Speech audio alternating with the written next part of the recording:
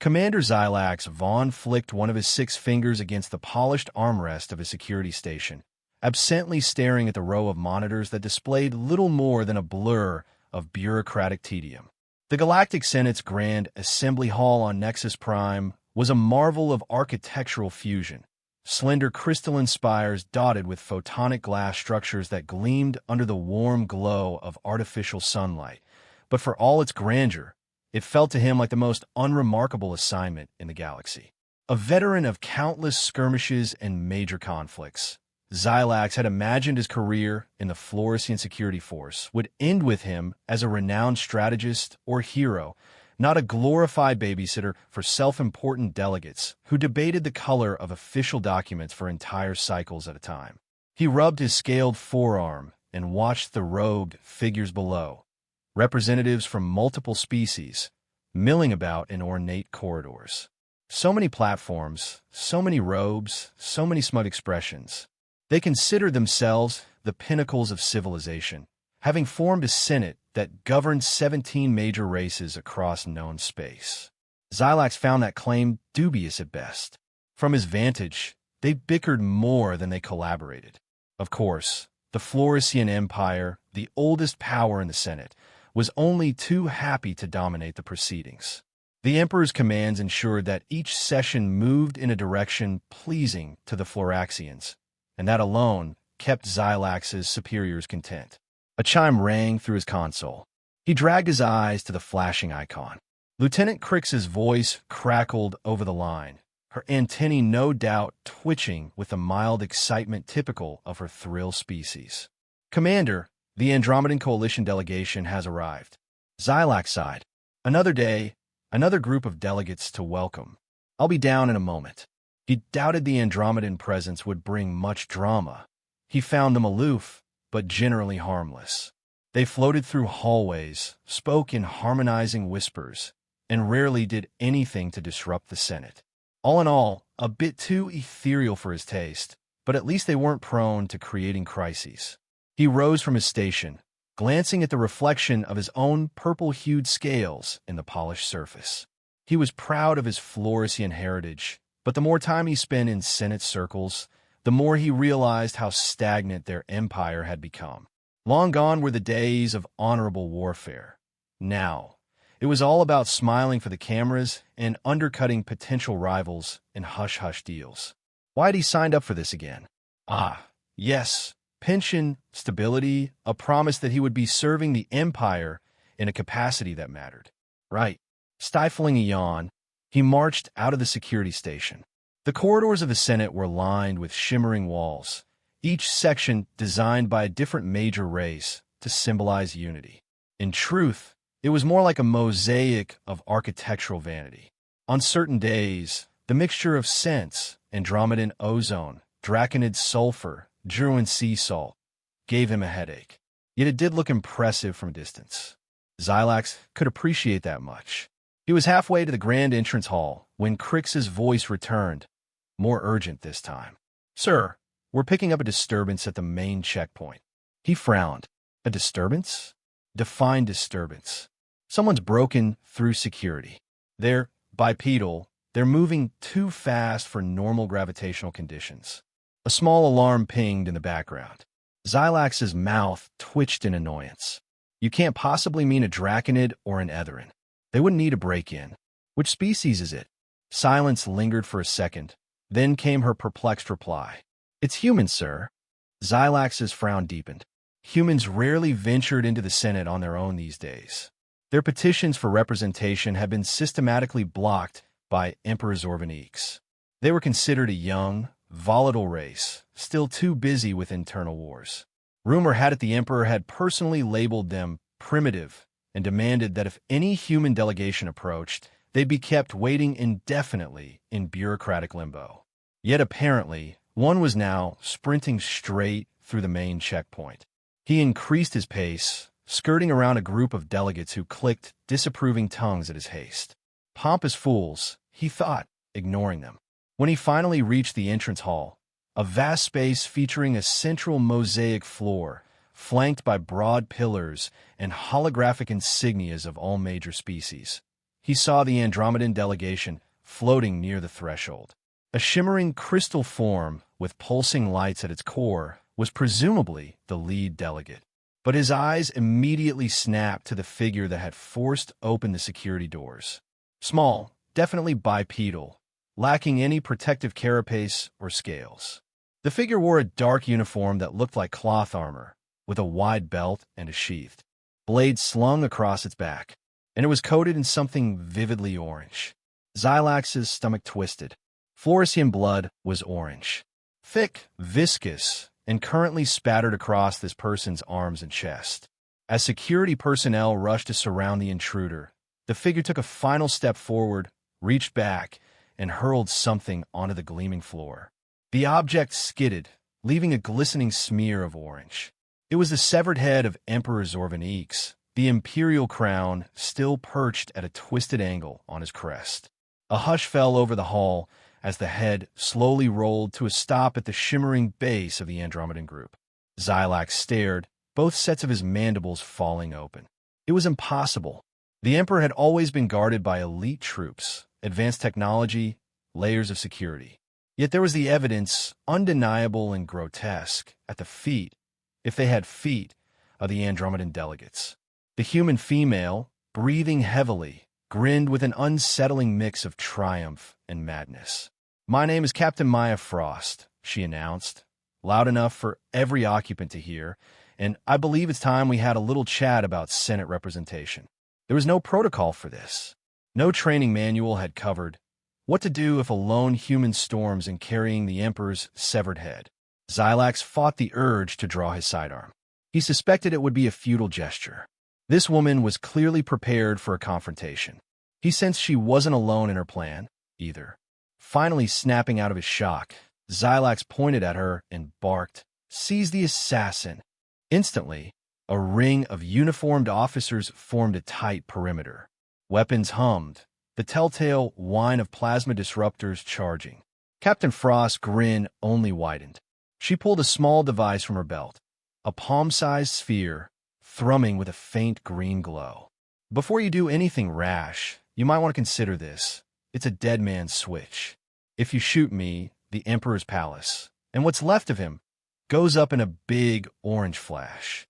My team placed bombs throughout key systems. I imagine some of them might destroy more than just architecture." A ripple of alarm swept over the hall. While some delegates shouted for calm, the Andromedan lead emitted a high-pitched tone that Xylax recognized as their form of alarm. The delicate arrangement of tones seemed to echo in the chamber. "This must be a bluff," Xylax insisted, though part of him felt uneasy. No single human could penetrate Florax's prime security. Captain Frost gave a half-shrug. "Who said I was alone? We humans tend to work collaboratively. A hive mind with free will is how I've heard it described, though that might be a generous take." From behind the Andromedans came a murmur of confusion as yet more security updates arrived. Reports of sabotage streamed in, multiple capital ships experiencing system failures, communications going dark at Florax Prime, and an unprecedented infiltration of the Imperial network. The Andromedan, uncharacteristically urgent, spoke in that layered voice. "Our collective registers high probabilities that the human does not bluff. Quantum entanglement signals confirm concurrent disruptions in the Floresian home system." In any other scenario, Xylax would have laughed at how swiftly the unthinkable had become real. He looked at the severed head, then at the glow in the human's hand. Dread settled over him, heavier than any physical weight he'd ever borne. "Ow," he whispered. Frost stepped forward, placing one boot squarely on the mosaic floor, ignoring the multiple weapons still trained on her. "Quite simple. You made the mistake of underestimating us for decades. During all that time, we studied you, studied your unstoppable armadas, your unstoppable emperor, your unstoppable strongholds. You even integrated new alien tech into your systems, confident it would make you safer. And that's precisely how we got in." Among the swirl of confusion, a new voice spoke, crisp, calm, almost apologetic in its tone. "Captain Frost, are you sure we want to do this here?" Xylax turned to see another human, male, dressed in what he assumed was formal attire by human standards, a neatly pressed jacket, minimal ornamentation, and a disarming smile. We might want to discuss terms in a more official capacity. The female human gave a short laugh. We're a bit past the point of polite introductions, Ambassador Cow. But yes, I suppose we should. I figured a dramatic entrance was required to break centuries of ignoring our petitions. Xylax managed to step forward, still torn between the impulse to shoot or to continue talking. What is the meaning of this madness? Captain Frost's eyes gleamed. Not madness. Politics, Commander Vaughn. A new brand of politics.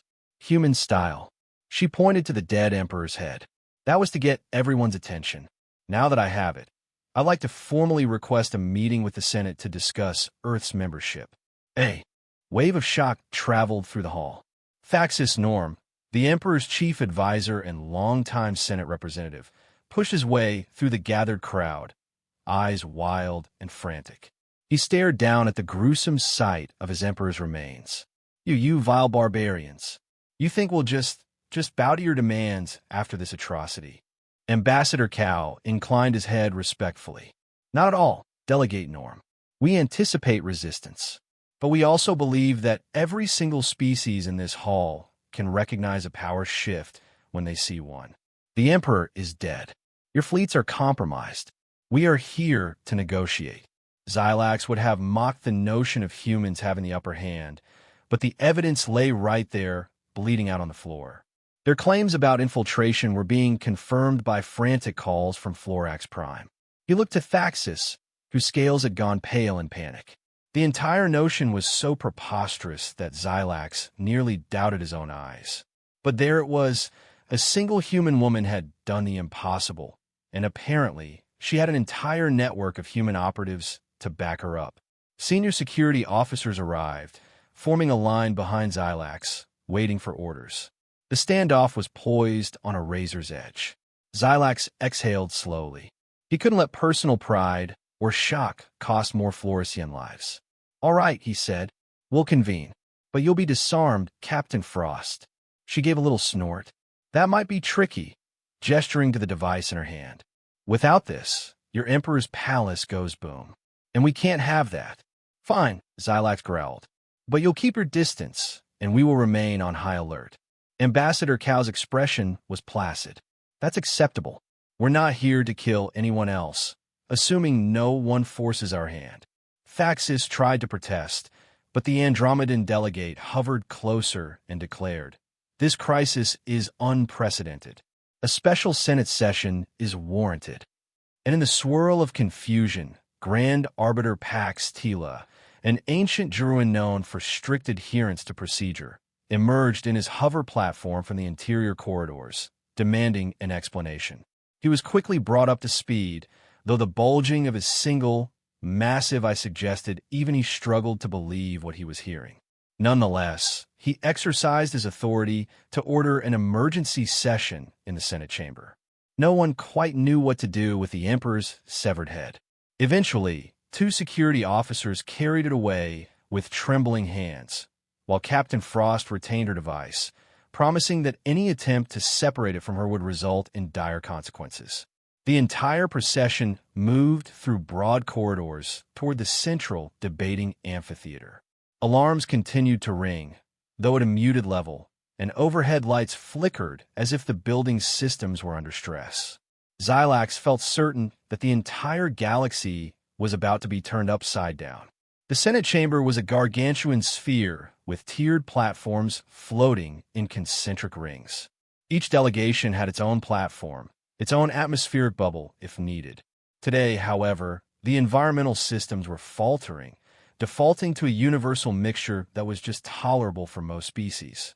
Panicked delegates were rushing in, chattering in a dozen languages about the shocking news.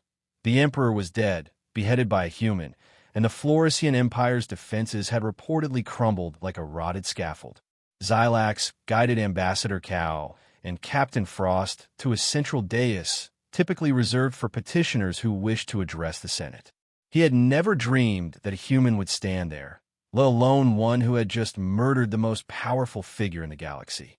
Nearby, Thaxis glowered from the Floresian platform, while the Andromedans hovered in a luminescent cluster, whispering among themselves. Draconid delegates, large reptilian beings with jeweled scales, hissed in excitement. Others, like the Ethereum Collective, shimmering beings said to be half energy, half biological, floated about in hushed discussion. Tension crackled through the air. Grand Arbiter Pax Tila's hover platform rose to the center. In a voice that wavered between shock and anger, he announced, "Delegates of the Galactic Senate, we gather under dire circumstances. Emperor Zorvan Eeks has been assassinated. The alleged perpetrator stands before us, a human named Captain Maya Frost, alongside Ambassador Ryota Kao. They claim to speak for Earth, a species lacking formal membership in this body. We must ascertain the truth and decide the fate of those who have committed this heinous act." That triggered an uproar. The Draconids roared, the Andromedans resonated in alarm, and various species demanded immediate justice. Captain Frost remained calm despite the hostile looks.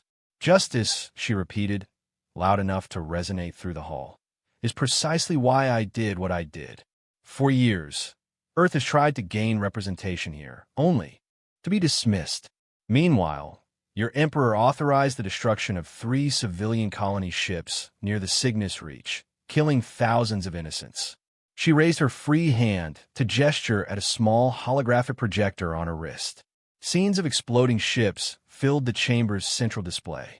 Families huddled in cramped corridors, children crying out before flames engulfed them. "Hopeful dawn," she said, voice tight.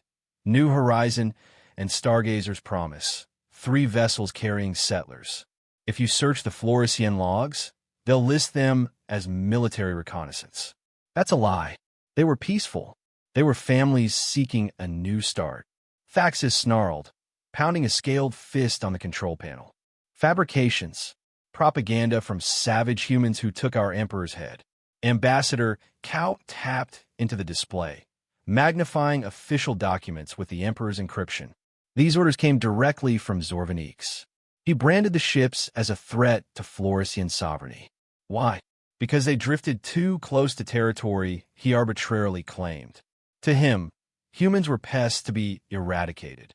Xylax's heart pounded.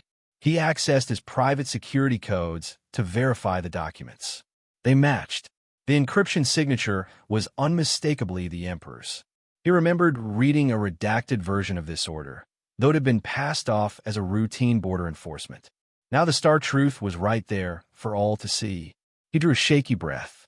"I can confirm," he spoke, and his voice, amplified by the dais, echoed across the chamber. "These are genuine Floresian codes. Whether those vessels were truly civilian, I cannot fully verify, but the encryption is the Emperor's." For the first time, he felt a knot of shame coil in his gut.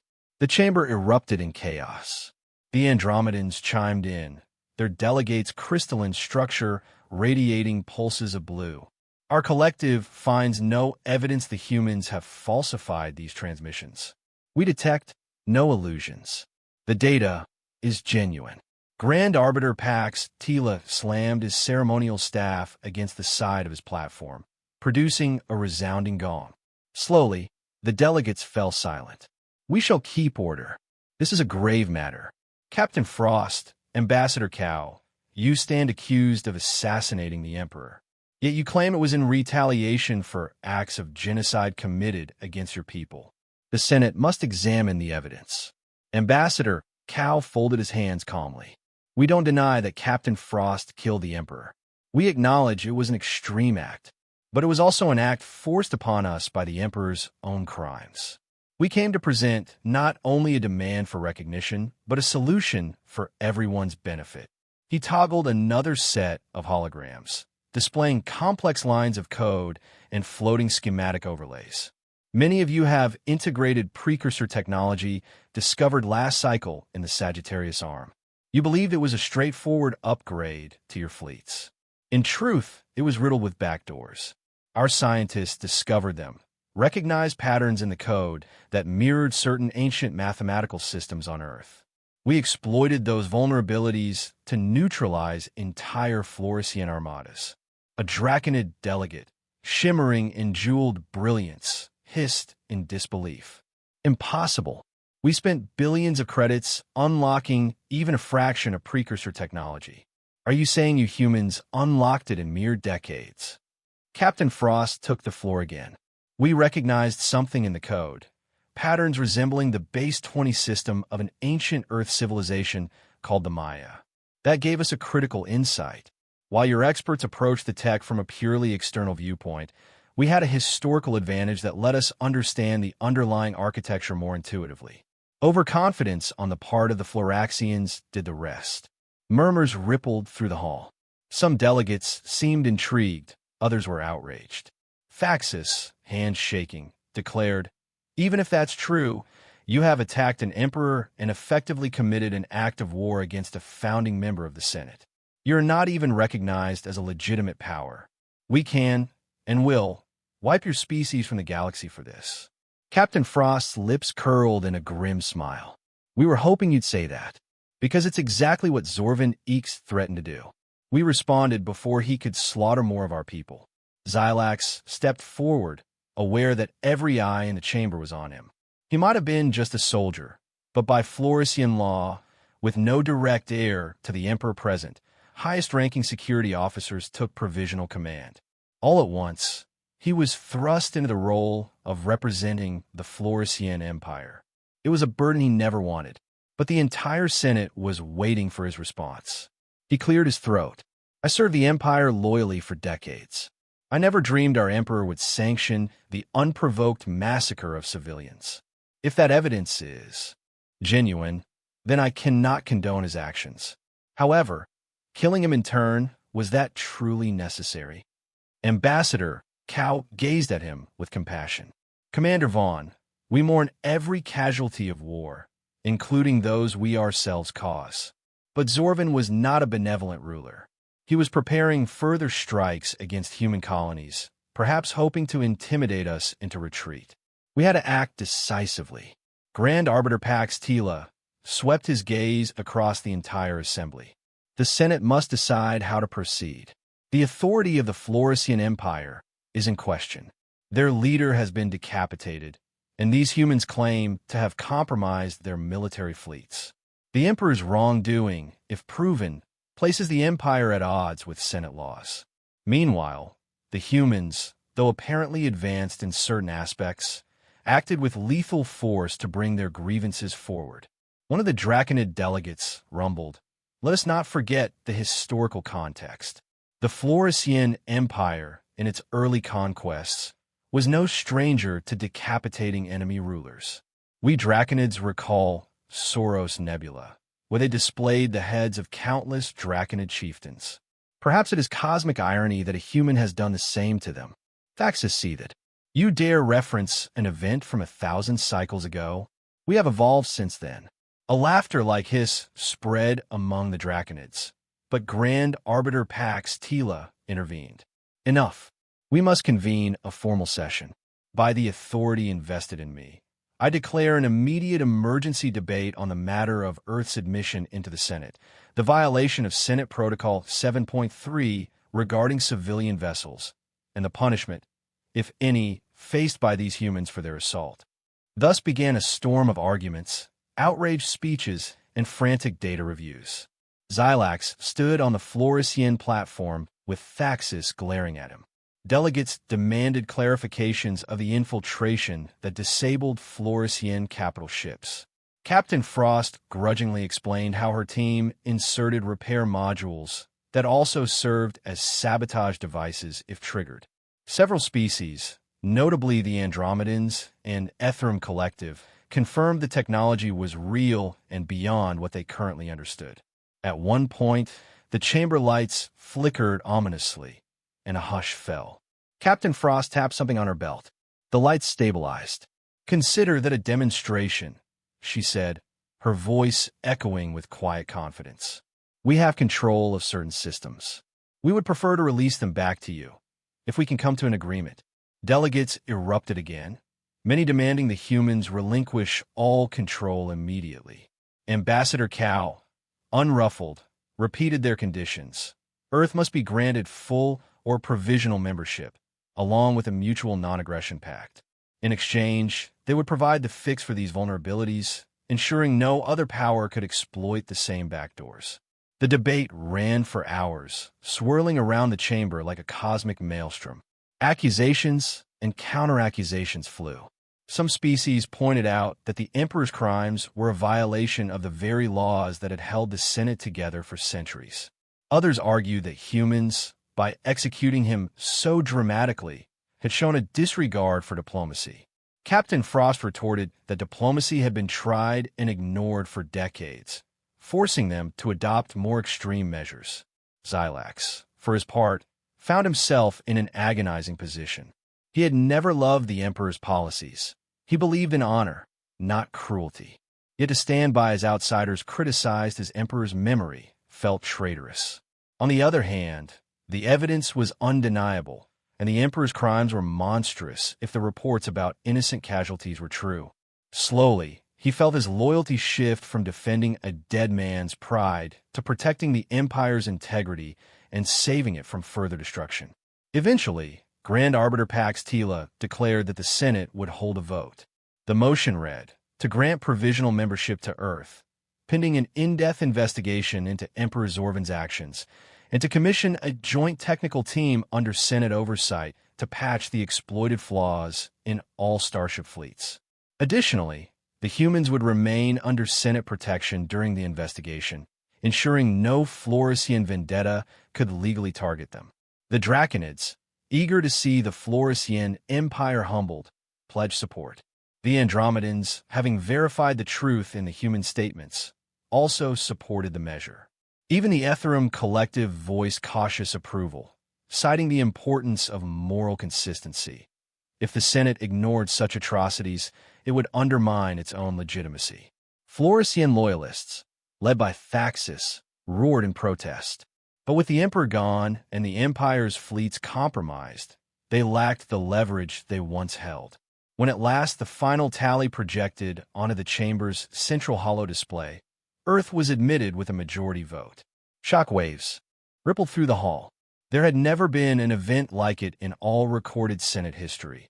A species forcibly shouldering its way into the galactic stage by assassinating the leader of a founding empire. Thaxis slumped in despair, all 6 eyes blinking with rage and fear. Xylax felt an odd mixture of relief and trepidation. He hadn't expected to side with the humans, but the outcome was preferable to plunging the galaxy into a full-blown war. At least now, there was a framework for negotiation, a chance to avert further bloodshed. The Senate adjourned, delegates scattering to send frantic updates to their homeworlds. The Floresian contingent was in disarray, uncertain who would ascend to the throne. Rumors circulated about distant cousins of Zorvan or possible internal coups. In the corridors outside the chamber, Xylax found himself face to face with Captain Frost again. She had relinquished her blade to one of her fellow humans, another gesture of tenuous goodwill. Blood still stained her uniform. She studied him for a moment, then said, "Commander Vaughn, I appreciate your honesty in there. You could have lied about the Emperor's documents, but you confirmed them instead." He inclined his head. "I only did my duty. Had I lied, the facts would have come out eventually, and it would have been worse for the Empire." He glanced at the dried orange streaks on her clothing. "Are you proud of what you did, killing him like that?" She paused, and for an instant her eyes flickered with emotion. "I'm not proud of taking a life, but I lost my sister on the Stargazer's promise. She was a teacher, traveling to help found a new colony. The Emperor murdered her and thousands more. So no, I'm not proud. I'm just resolute." Xylax nodded slowly. He couldn't dismiss the personal motive behind her actions, though it didn't make the sight of the severed head any less horrifying. "Vengeance has a cost," he murmured. She replied, "It does. And so does survival." Ambassador Cao approached, offering a gentle smile. "Captain, we should reconvene with our team. The Joint Commission will want us to demonstrate how to patch the precursor vulnerabilities. Commander Vaughn, You're welcome to observe. Xylax lifted a brow ridge. Why would I do that? I'm only security detail. Because for the time being, you're the highest-ranking Floresian official recognized by the Senate, Cal said politely. And we prefer to work with someone who seems reasonable. Xylax hesitated, hearing Thaxus's curses echo in his memory. Reasonable was not exactly how the Floresian Empire had ever portrayed him. He weighed his options. With the Emperor dead, his entire chain of command was in turmoil. Perhaps, as an interim figure, he could temper the worst impulses of both the Floraxians and the humans. I'll consider it, he finally said, but don't expect me to become your lapdog. Captain Frost gave a small laugh. Lapdog? We prefer partner. He narrowed his 6 eyes slightly. We'll see. Either way, you can expect plenty of Floraxians will seek revenge for the Emperor's death. Frost's gaze hardened. Then let them seek. But they'll find we're not so easily intimidated. When they departed, Xylax lingered, massaging the tense muscles at the back of his neck. He glanced around at the deserted corridor, once so impeccable, now stained with residual traces of orange on the floor. The Emperor's demise was the biggest upset in the Senate's long history, and it was orchestrated by a species everyone had labeled an upstart. He recalled fleeting glimpses of old war briefings about humans, mentioning their ferocity, their adaptability, their seemingly contradictory impulses. Now he was seeing it firsthand. He returned to the Floresian platform and found Thaxus pacing in agitated circles. We can still declare war, Thaxus spat. Our fleets are compromised, Xylax finished. Half the capital ships are offline or under partial lockdown. They've apparently found a backdoor we never anticipated. Thaxus bared his fangs. We should forcibly detain every human present, wring the device from that madwoman's grip, and fix the damage ourselves. And risk triggering bombs in the Emperor's palace? Or worse, letting them broadcast some coded meltdown across the entire Navy. Xylax shook his head. No, that's too dangerous. They've left us no good options, Thaxus. The other Floresian glared. We can't just let them walk away unpunished. They murdered Zorvan in cold blood. Xylax refrained from pointing out that it was arguably payback for killing thousands of innocents. Instead, he exhaled. For now, the Senate recognized them. We're outnumbered. The Draconids, Andromedans, and Ethereum are enough to tilt any vote. Even if we tried to retaliate, we'd be fighting half the galaxy. Thaxus muttered curses under his breath. This is not over. He stormed off, leaving Xylax alone with his conflicted thoughts. Over the next hours, the Senate building settled into an uneasy calm. Delegates rushed about, forming ad hoc committees. The walls no longer flickered. The environmental controls returned to normal. True to their word, the humans began disabling some of their sabotage triggers and implementing patches to restore systems across Nexus Prime. They insisted on conditions, of course, but they showed enough willingness to bring things back online that it disarmed many critics. Xylax wandered the corridors, lost in speculation about the future. He never envisioned a day when the Floresian Empire would be humbled, especially not by a race as recent as humans. Could their infiltration be undone? Possibly. Could the damage to the Empire's reputation be repaired? That seemed more doubtful. Everywhere he looked, clusters of non-Floraxian delegates whispered among themselves with a sense of vindication, perhaps relishing a chance to see the mighty Empire brought low. Late into the station's artificial night cycle, Xylax finally returned to his private quarters in the Senate's security wing. He sank onto a bench, exhaustion creeping into his bones. 1,000 official messages awaited him. Demands from the Imperial Conclave back on Florax Prime, requests from Senate committees, frantic inquiries from admirals across the sectors. The magnitude of the crisis was staggering. He activated his personal communicator. A priority message blinked from Admiral Cross, commander of the Imperial Home Fleet. The text read, Commander Vaughn, the palace is secure, but infested with unknown human tech. Our technicians can't remove it without risking catastrophic meltdown. We remain at partial readiness, but the Emperor's personal codes are compromised. We are awaiting leadership from the Senate. Please advise. Xylax had to laugh bitterly. They were waiting on him, of all people, a security officer who once spent his days scanning delegates' badges for contraband. But that was the new reality. The old chain of command was severed when Captain Frost separated the Emperor's head from his shoulders. The Empire was in shock, its admirals and governors paralyzed until a legitimate successor could be named. By law, no immediate relative of Zorvan was on Nexus Prime, so a formal coronation could take weeks or months. In that gap, the Senate's emergency protocols recognized Xylax as the acting delegate. He dictated a quick reply to Admiral Cross, urging caution and requesting a dedicated research team to study the human devices before any attempt at removal. No sense detonating half the palace. He tried not to dwell on the creeping awareness that the entire palace might already be rigged to blow at the slightest mishap. Exhausted, he was about to drift into a restless sleep when his door chimed. He heaved himself up and opened it to reveal Ambassador Cal, standing with a polite smile. "I hope I'm not intruding," Cal said softly, "but there's a matter the humans would like to discuss with you." Xylax eyed him warily. "It's late." Cal spread his hands. "Time zones are relative here, you know, and Captain Frost is eager to show progress on system repairs to reassure the Senate. Would you accompany us to the Central Control Station? A demonstration might ease tensions. Considering the alternative, continued paranoia and potential meltdown, Xylax agreed. They walked together through dim corridors, passing silent guard posts. When they arrived at the control station, a half-dozen humans were clustered around consoles, each working at a furious pace. On holographic displays, lines of precursor code shimmered in rapid succession.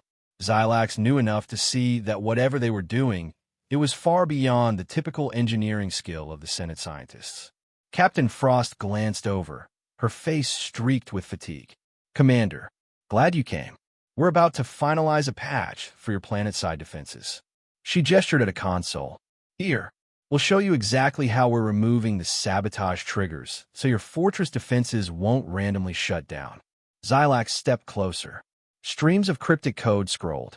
Each line seemed to be layered with unusual numeric sequences. Cal explained, "These are the modules we inserted.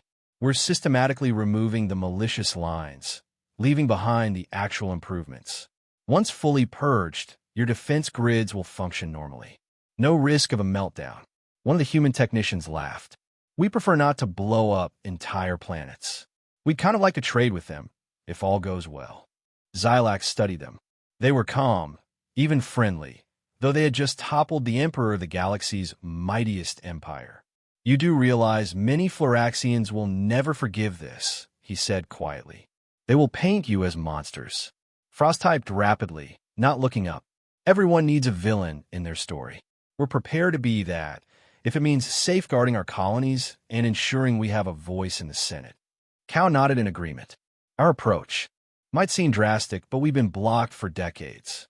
Peaceful petitions got us nowhere. We lost thousands of lives with no recourse. We decided that if the galaxy wouldn't accept our membership willingly, we'd force them to." Xylax recalled the images of those destroyed colony ships. The agony on the faces of men, women, children. He allowed himself a moment of empathy. If the roles had been reversed, if a giant empire was systematically eliminating Floresian settlers, might he have done the same? A cold shiver ran through him.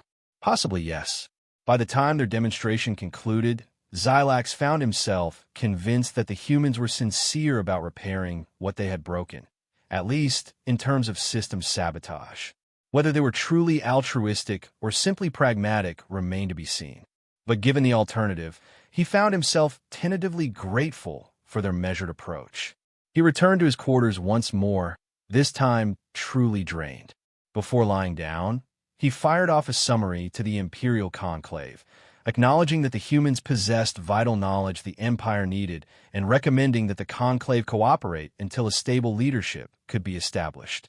"The Galactic Order, as we know it, has ended," he concluded in the report. "A new era begins, with Earth seated at our table. Whether that is good or ill depends on how we handle this moment." It was nearly the next morning by the station's clock when he finally dozed off, haunted by swirling dreams of severed heads, sabotage codes, and the sly smile of a certain human captain. In the ensuing days, the Senate deliberations evolved quickly. Earth was assigned a provisional seat, right next to the Draconid Imperium's platform, which amused the Draconids greatly. They joked that humans were the only ones with enough guts to kill an emperor and survive, and they admired that. Meanwhile, Thaxis scrambled to rally loyal Floresian delegates, but the wave of scandal around the emperor's war crimes undercut his efforts. The Andromedans openly advocated for a thorough investigation, trusting their advanced truth-sensing abilities. The Ethereum Collective approached the humans with scholarly curiosity about the rumored Maya code, eager to explore any deeper precursor links. Xylax observed from his vantage point day after day. He watched Captain Frost, still occasionally clad in that blood-stained uniform, perhaps deliberately unwashed as a reminder of her cause, engage in uneasy conversation with species who once would have brushed her aside. He saw Ambassador Cal patiently deflect outraged delegates, offering them quiet, rational explanations of Earth's position. He noticed how they never once apologized for decapitating the Emperor, but they also never gloated. They had cast themselves as forced revolutionaries, not sadistic killers. And the rest of the galaxy, though uneasy, found itself compelled to work with them. One evening, Xylax intercepted a private communique from an unknown source. It contained a single line: "Beware the fury of the dethroned empire." He guessed it was from a Floresian extremist faction determined to avenge Zorvin. The threat was real, but in the new power dynamics, direct retaliation seemed suicidal. Nonetheless, it confirmed that trouble brewed beneath the fragile calm. As the week wore on, the humans delivered on their promises, systematically restoring compromised networks across multiple species, not just Floresian. Each time, they demanded the same thing: official recognition, guaranteed protection for their colonies, and a seat at major negotiations. With every successful fix, more delegates warmed to the idea that humans weren't simply out to sow chaos, but rather to secure a place at the table. Cynics called it cunning. Sympathizers called it justice. Either way, it was working. Amid all this, Xylax found his own perspective shifting. He no longer thought of Earth as an odd footnote in the Senate's logs. He began seeing them as a factor crucial to the galaxy's balance. Their willingness to take extreme measures gave them a unique leverage, a leverage that other species had never imagined. Even the Draconids, who prided themselves on martial valor, hadn't dared to cut off the Emperor's head. The humans did it with the matter-of-factness of a soldier performing a grim duty. His official role forced him to interact with them more. He met Ambassador Cal for tea, an Earth beverage that tasted both bitter and intriguing to his palate. They spoke of possible cooperation in scientific research, joint patrols to prevent pirate raids, and the potential for cultural exchange. The ambassador spoke passionately about wanting Earth's voice heard in the Senate, so they could protect their interests without resorting to violence again. Xylax found it strangely refreshing to talk to someone who addressed him as an equal rather than a subordinate. Late one night, as the station lights dimmed, Xylax received an unexpected invitation to a small lounge on the upper floors. Curious, he went. He was surprised to find Captain Frost alone, leaning against a window that overlooked the shimmering spires of Nexus Prime. She looked tired, the orange stains on her uniform faded to a rust color. "You asked for me?" he said, keeping his tone neutral. She offered a nod, her eyes fixed on the glistening cityscape. "I wanted to say thanks." Xylax snorted. "For what?" "I haven't exactly showered you with praise." She turned to face him. "You could have made this much harder, could have tried to paint us as demons. Instead, you admitted the Emperor's wrongdoing. I know that cost you in the eyes of many Floraxians." He shrugged. "The truth cost me, and I'd rather pay that price than live with a lie." She walked closer, the faint hum of environmental regulators the only background sound. "I also wanted to say I'm sorry for the brutality. I don't expect you to forgive me, but I needed you to know that it wasn't some gleeful joyride. Taking a life, especially one as protected as the Emperor's, was a last resort. Xylax crossed his arms. You seem certain it was necessary. Her jaw tightened. He murdered my sister. He was planning to wipe out more of us. Maybe there was another way. But time wasn't on our side. We were dealing with a tyrant who held all the cards, until we found a few new ones of our own. He studied her face, the lines of grief and resolve. He recognized that mixture. He'd worn it himself in wars past. So what happens now? She attempted a small grin. Now, we try to ensure that no more heads roll. I prefer a future where we can argue diplomatically about trade routes and cultural misunderstandings, rather than flinging severed body parts into the Senate. A faint laugh escaped him. That's a reasonable preference.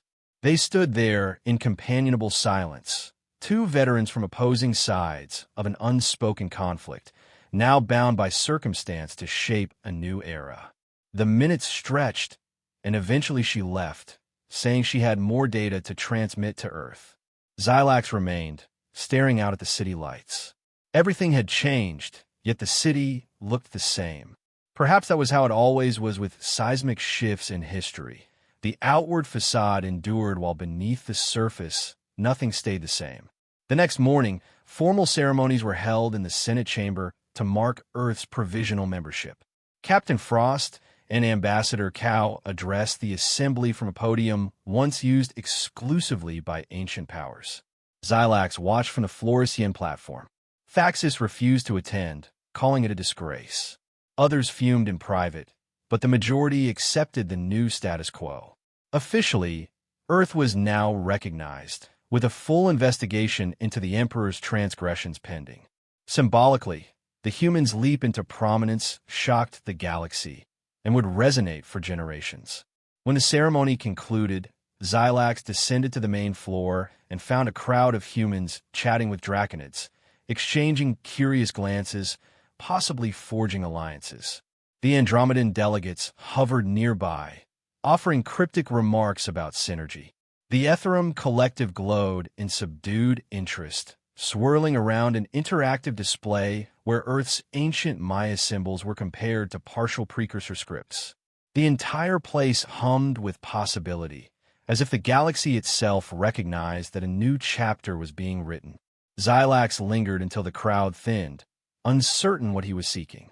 Eventually, he decided to head back to his office to finalize his daily briefing to the Imperial Conclave. As he walked, he recalled a human proverb Ambassador Cow had mentioned: "Speak softly and carry a big stick." The humans had certainly shown their stick.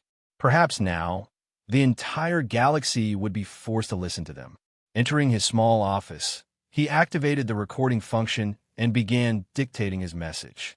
He recounted the day's events, the official acceptance of Earth, the formation of a joint technical commission, the lingering hostility among some Floraxians. Then he paused, searching for the right words to close. Finally, he said, "I cannot predict how the rest of the Empire will respond. Many will scream for vengeance. But we stand at the threshold of a new era, one in which even the mightiest power is not immune to a determined species that dares defy it. Our own arrogance blinded us. We must adapt or risk further humiliation, or worse, destruction." Today, a human walked into the Galactic Senate and dropped the Emperor's head. Tomorrow, who knows what else they may dare to do. He stopped recording, reading over his final sentence. It felt dramatic, but after everything he had witnessed, it seemed fitting. The Senate's mosaic floors had been scrubbed clean of blood, but the memory would remain etched in the minds of every delegate.